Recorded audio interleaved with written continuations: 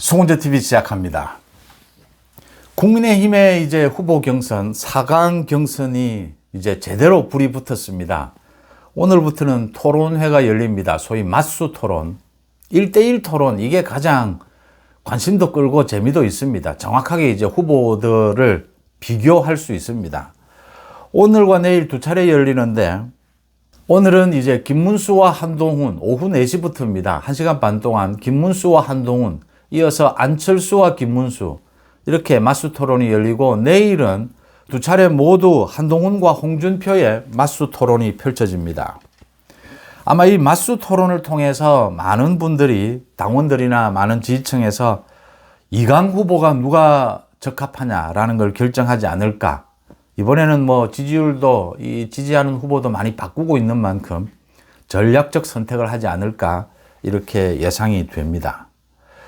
국민의힘 후보 경선에서 가장 중요한 것은 무엇이냐? 가장 중요한 기준은 뭐 거듭 말씀을 드리지만 이재명 전 민주당을 제압하는 것입니다. 어떤 경우에도 어떠한 방법을 통해서라도 이재명 민주당을 제압해야 한다. 그래서 정권을 재창출해야 된다라는 게 가장 큰 기준입니다. 그래서 가장 경쟁력 있는 후보를 뽑아야 하고, 거기에 모든 소위 반 이재명, 뭐 당원들을 비롯해서 모든 지지층, 중도, 반 이재명 모두의 지지율을 결집시켜야 한다. 그런데 지금은 굉장히 지지율 차이가 좀 많이 나고 있다. 그래서 이걸 어떻게 빠른 시간 안에 극복해 갈 것이냐라는 부분입니다. 여기에서 가장 중요한 것이 사실상 오늘 토론에서도 아마 가장 쟁점이 될 겁니다. 탄핵과 빅텐트입니다. 이 두 가지가 가장 중요합니다. 그런데 여기에서 더 중요한 것은 두 가지 중에서 빅텐트입니다. 탄핵은 이제 많은 후보들의 생각도 거의 계엄과 탄핵에 대해서는 접근도 되어 가고 있고, 또 지지층 당원들에서 이미 윤 대통령에 대한 탄핵은 잘못된 것이다. 헌법재판소에. 그건 정치재판, 여론재판이었다. 탄핵은 넘어서자. 탄핵에 대해서 뭐 충분히 후보들의 경쟁력에 참고사항은 되겠지만 이미 지지층에서 많이 탄핵은 넘어서고 미래를 보자. 짧은 시간 안에 모두 결집해서 저 민주당의 후보 이재명을 제압해야 된다. 그렇게 지금 전략적 선택까지 가고 있는 만큼 탄핵 논쟁보다는 오히려 빅텐트 부분입니다. 빅텐트가 더 큰 중요한 변수가 될 것이다. 이 빅텐트에 대해서 어떤 입장을 가지고 있고 어떤 경쟁력을 가지고 있느냐, 이게 국민의힘 후보를 결정하는 가장 중요한 변수가 될 것이다. 국민의힘 후보가 지금 이재명을 제압하고 있다면, 제압할 가능성이 매우 높다면 빅텐트는 좀 이 잠재력이 줄어들 수도 있습니다. 그런데 국민의힘의 후보가 선출이 된다 하더라도 간단하게 지금 민주당 후보 이재명을 제압하기는 쉽지 않을 것이다. 그래서 빅텐트 이 가능성이 더 커지고 있습니다. 빅텐트의 주인공은 한덕수입니다. 빅텐트의 주인공이 뭐 이준석이다라고 어제 홍준표가 이야기를 해서, 그러니까 홍준표는 거의 거짓말 수준입니다. 시간 단위로 말을 바꿉니다. 거의 좀 심하게 이야기하면 이재명 수준입니다. 저 말을 누가 믿겠습니까? 홍준표 말을. 이준석이 가장 중요하다고 합니다. 자기의 또 얄팍한 정치적 계산입니다. 저런 얄팍한 정치적 계산, 거기에 따른 저 말 바꾸기, 거짓말이 홍준표의 가장 문제점입니다. 그러면서 또 문제가 생기니까 어제 또 말을 바꿉니다. 또 한덕수 빅텐트 적극 추진하겠답니다. 그 말 아무도 믿지 않습니다. 한덕수 빅텐트에 대해서 일관된 입장을 가지고 있는 사람이 김문수입니다. 김문수는 아예 대체제다라는 이야기까지 했습니다. 자신이 아니라면 한덕수로 대체할 수도 있다.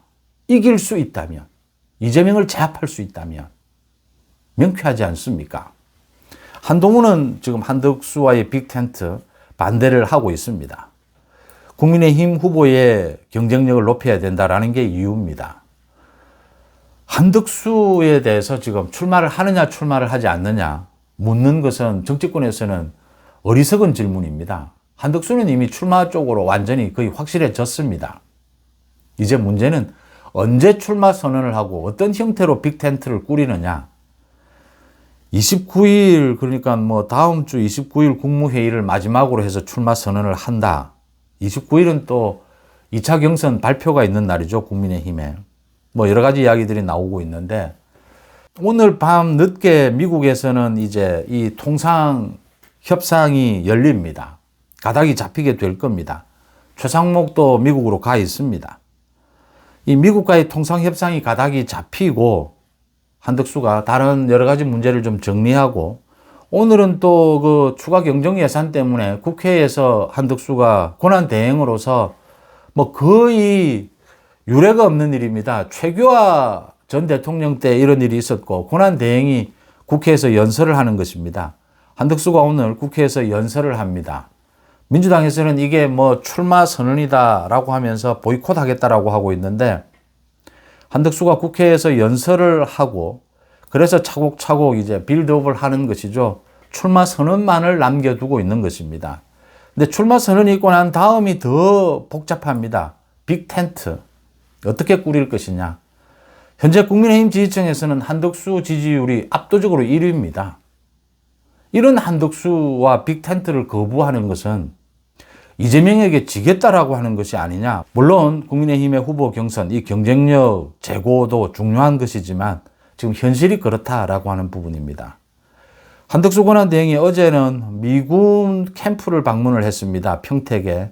미군 캠프를 방문을 해서 이게 한덕수의 정무적 감각일 수도 있습니다. 한덕수가 뭐 대통령 놀이를 하고 있다. 민주당에서는 대통령 출마 준비를 하고 있다. 이렇게 비아냥을 하는데, 출마 준비든 뭐든 대통령 권한대행으로서 해야 할 일은 해야 합니다.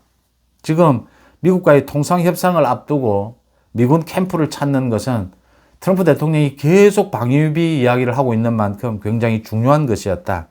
동맹을 확인시켜주는 굉장히 중요한 정치적 메시지였다.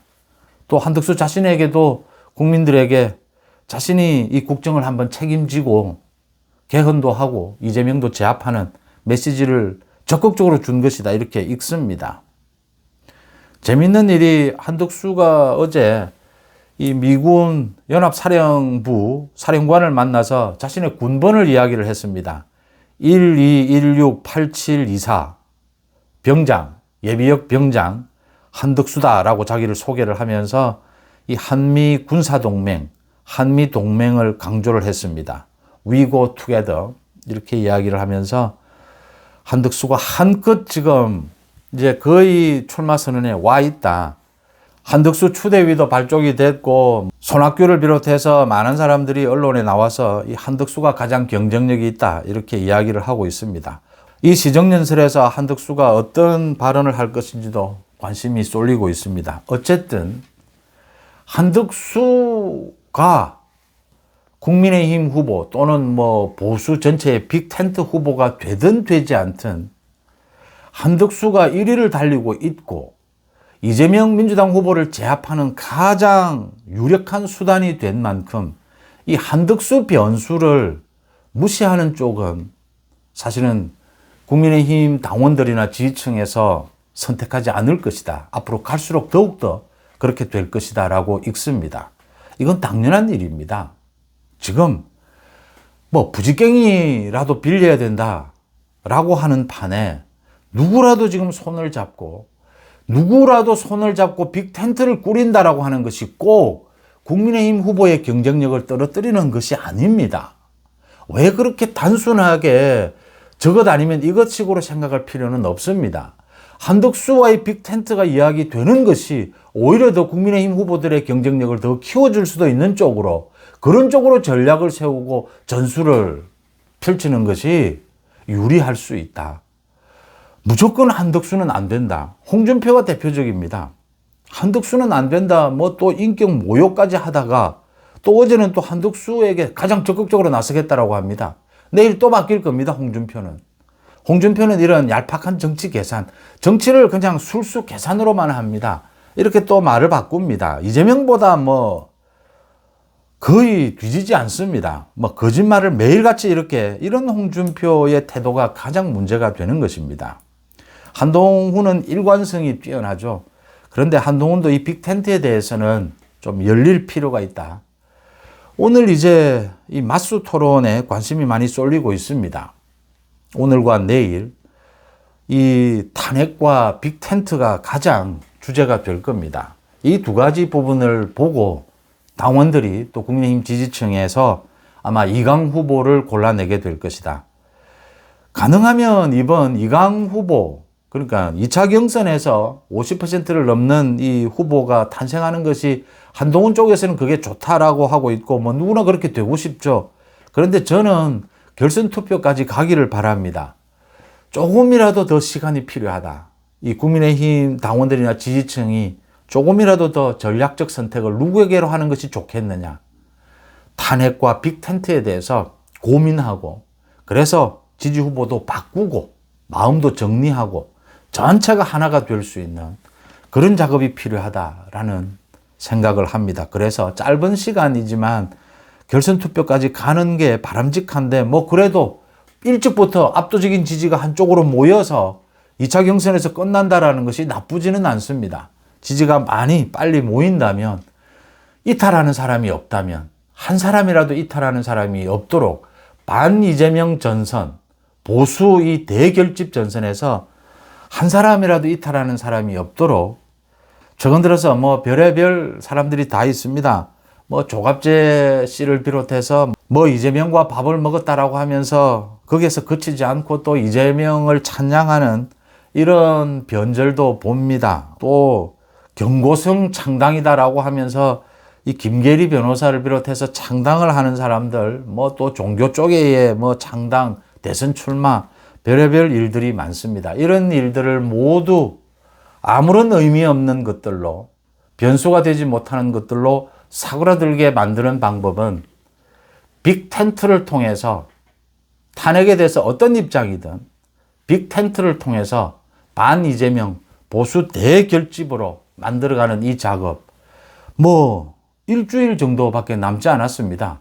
어쨌든 이 작업에 모든 당원들과 지지층이 동참할 것이고, 그렇게 되면 지금 왔다 갔다 하고 있는 홍준표나 좀 소극적인 한동훈이나 모두 김문수 후보와 마찬가지로 이제 빅텐트의 적극적인 쪽으로 자세를 바꾸게 될 것이다. 당원들과 지지층을 이기는 정치인은 없습니다. 이기려고 하면 도태될 뿐입니다. 한덕수는 이미 출마가 뭐 확실한 것이고, 한덕수 출마가 확실하다는 전제 아래서 빅텐트를 어떻게 꾸릴 것이냐, 국민의힘 후보의 경선, 이 국민의힘 후보의 경쟁력은 얼마만큼 높일 것이냐, 결집할 것이냐, 이런 부분들을 논의하는 것이 현명하다, 이렇게 읽힙니다. 송은재TV 마칩니다. 고맙습니다.